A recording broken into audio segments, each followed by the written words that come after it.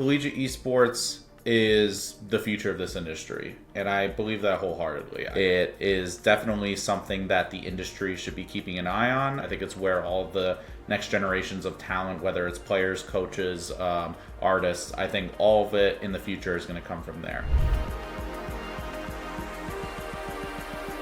My name is Justin, also known as Jukebox online. My role is that I'm the VP of Marketing and Partnerships for FaZe Vegas, which is FaZe Clan's official Call of Duty team. I started out as just a fan of the Overwatch League. That was my introduction to esports back in 2017. At the time, I was really just a fan, and I didn't think of it growing into anything beyond that. I didn't think of esports as a viable career path at all. I just really enjoyed that game in particular, and I enjoyed watching it competitively. While I was in college, I studied digital media production, which is nonfiction filmmaking. So a lot of sports broadcasting, news and journalism, as well as documentary filmmaking.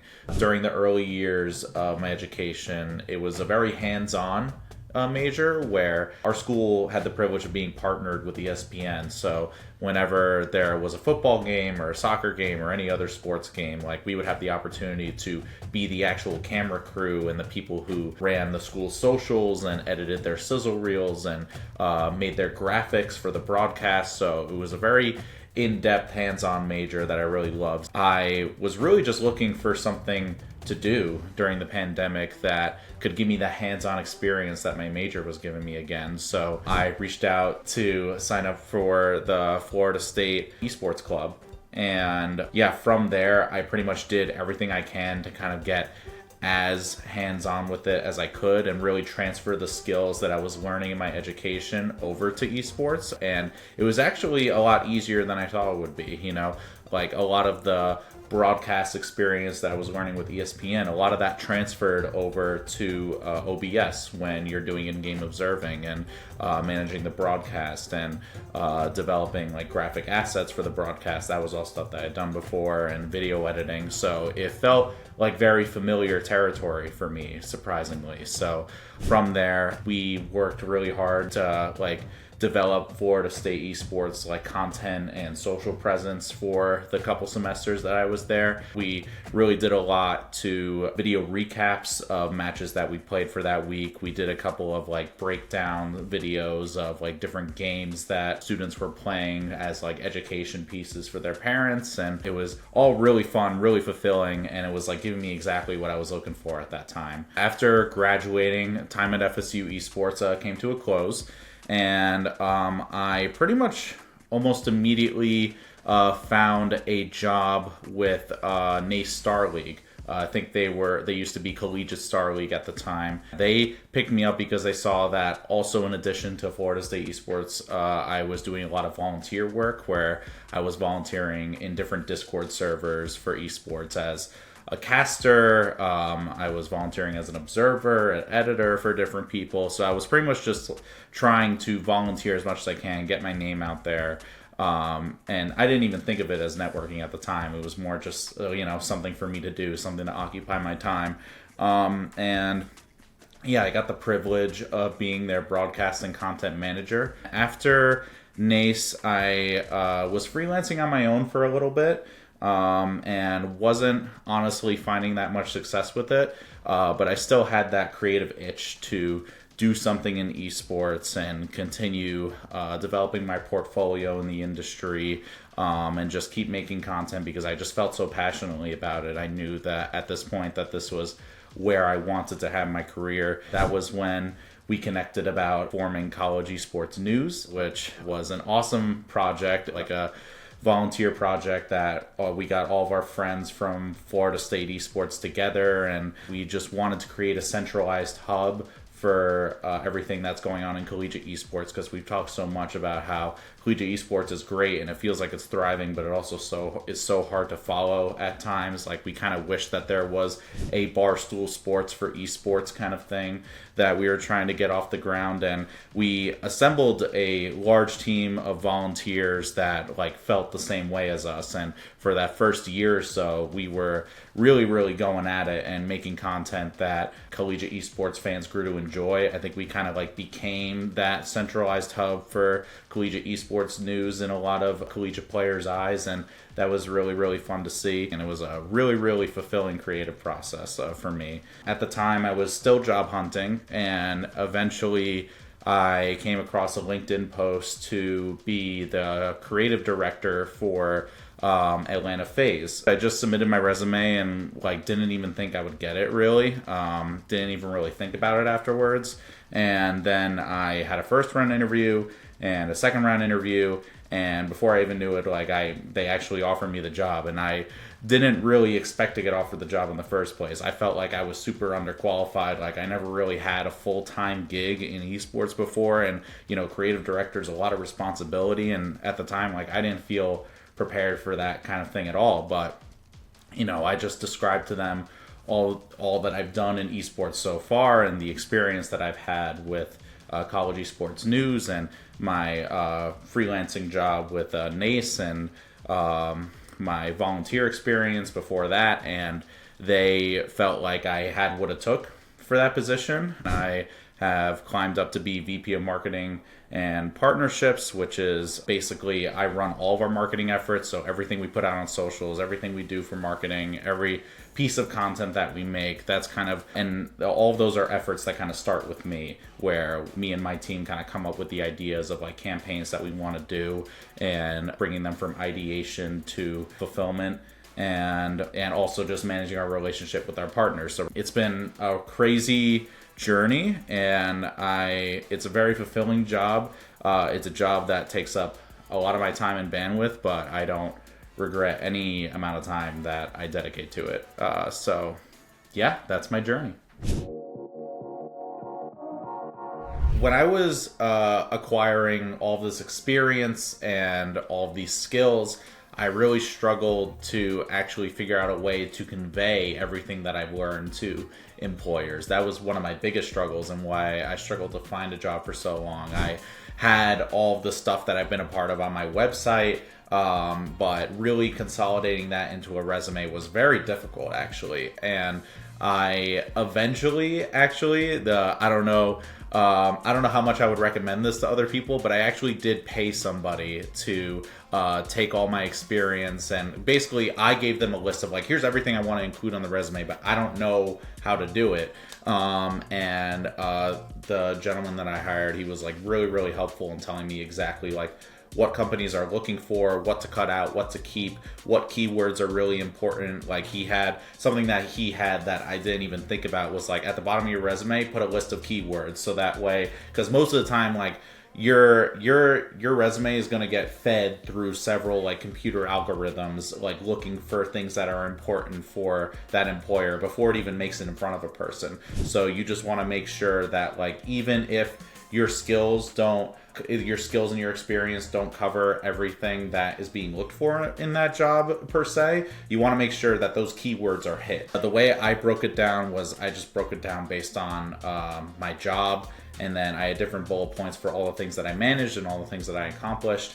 And he said, like, when you have a plethora of experience but you don't really know how to convey it, it's important to try and refrain from making your resume artistic, because that was something that I did in the beginning, where, I'm a creative person. I want to make my resume look visually appealing, but like, what was said to me was like, when you're making all this artwork and trying to make your resume look as good as possible, you're leaving very little room for the actual content that's important to employers. So it was really just about showing them all that I've done and all that I've accomplished. A lot of the selling came from my experience at College Esports News. When I was doing interviews, I referenced College Esports News a lot, because it was really like, the amount of experience it provided me in terms of like what an employer values was really, really big. And I didn't even realize that until I started talking about it in interviews, because they would be like, do you have experience managing a team? And I'm like, well, yeah, I do. I did it like for this nonprofit volunteer org, College Esports News, and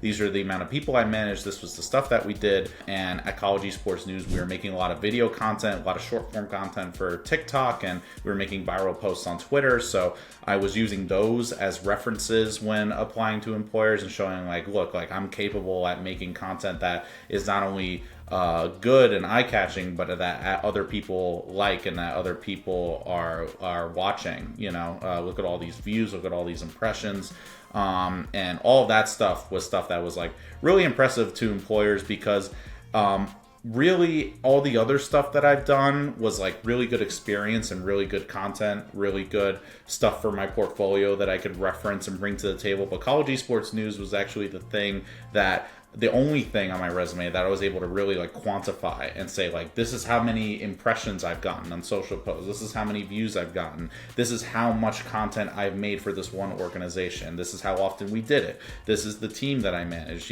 so it was really like the biggest resume booster that I ever had. So College Esports News was actually the biggest factor in me like getting to that stage where I was getting interviews and getting interest from employees, both in and out of esports. Last year, we decided to really double down on merch at my job. And I was told by my management team, like, don't bother with merch. Merch doesn't make any money. You're like gonna buy up a bunch of inventory and you're not gonna sell any of it. But I was saying I found a way to kind of make it work in a way that the management was still okay with it. Like I was like, all right, let's do it completely made to order, no inventory, stuff doesn't go into production until people buy it, et cetera, et cetera. And we really leaned on that, and then we worked within the limitations of that to make the best merch that we can. And we ended up bringing in I think it was like 100K in revenue our last year, and that was a huge accomplishment for us. So really proud of that as an accomplishment. One of the coolest things I've ever worked on was our creative team got to develop the in-game camos and skins for Call of Duty for the past 2 years for our team. So every year each team gets to develop their own team pack where they make their own actual character skin, and they make the gun camos and the charms and stuff like that. And every Call of Duty, the teams essentially compete with each other to see who could sell the most. And I got to work on that for the past 2 games. So Black Ops 6 and Black Ops 7. We developed the camo, the operators, we made all of that ourselves. For the past 2 years, we've been the highest selling skin out of all the Call of Duty teams. So again, not the highest selling skin in Call of Duty. I'm sure Peter Griffin and Beavis and Butthead are taking that one. But out of all the competitive COD teams, being the highest selling skin for 2 years in a row, that has been huge for me. It makes me feel very fulfilled and very satisfied. That's definitely a highlight of my career. It's cool to tell people yo, if you boot up Call of Duty right now, you can see the skins that I made. It's really, really cool to talk about for sure. So if I were to do something differently in my career, I would probably say the amount of effort I put into maintaining the connections that I made in this industry, because I did a lot of volunteer stuff and I met a lot of awesome people, but I rarely utilized the friendships that I had to see if there were career opportunities out there. Most of the time, I would talk to people when I saw them either at my volunteer gig or my job, and it was cool to form those relationships. But in all entertainment industries, who is very important. When people are looking for careers in esports, and when you see that people that and your friends are successfully making it in esports and you want to do the same, those are connections that from time to time you could really lean on and you could really leverage, and there's no reason to feel insecure about any of that. So if you're in a position in esports where I feel a lot of people are at, where layoffs are happening all the time, where you feel you're bouncing from job to job, just knowing a lot of people in the industry is a huge thing that you could lean on. When people get laid off from their jobs, I feel like I see all the time in esports that someone said, hey, I got laid off from this company, or I'm not working at this company anymore, but I'm still looking for work. And just based on the connections that they've made and the social clout that they've gained, like, they're able to get back on their feet sooner than later, and I think that's something that in this industry that is really key to take advantage of. Number one piece of advice, I would say, I have a couple of things, I would say. One is volunteer. Really, don't give up. Keep grinding. Keep doing what you think your passion is in esports.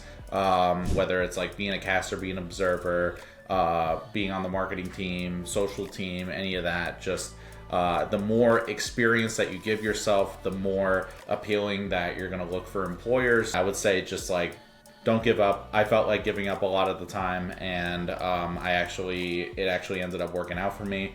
Not that many people are as lucky as I am, but I would say just keep doing it. Try to figure out exactly what you want to do early, I would say. This is an industry where a lot of people kind of just want to do everything, and some employers want that, but I would say having a really, really focused niche that you are a professional at is very desirable. And if you're able to refine your skill set and really lean into a specific niche that esports orgs will value, I think of graphic designers, illustrators, VFX artists. Those are people that I've worked with, I've found just by seeing their work on Twitter and being like, that looks really cool.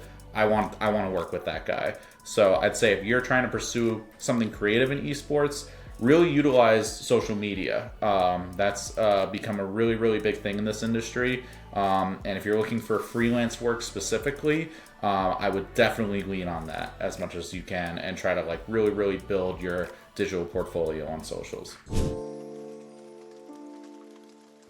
For me, collegiate esports is the future of this industry, and I believe that wholeheartedly. I think it's the bedrock that the future of esports will be laid upon, because people often question the stability of this industry, and I'd say collegiate is currently the most stable thing in esports, with university funding behind it, and certain teams and clubs getting their own facilities and stuff like that. If you want to excel in esports, collegiate is a really, really good place to start. Probably the best place to start. I think it is definitely something that the industry should be keeping an eye on. I think it's the future of our industry. I think it's where all the next generations of talent, whether it's players, coaches, artists, I think all of it in the future is going to come from there. So I look forward to seeing it thrive in the future.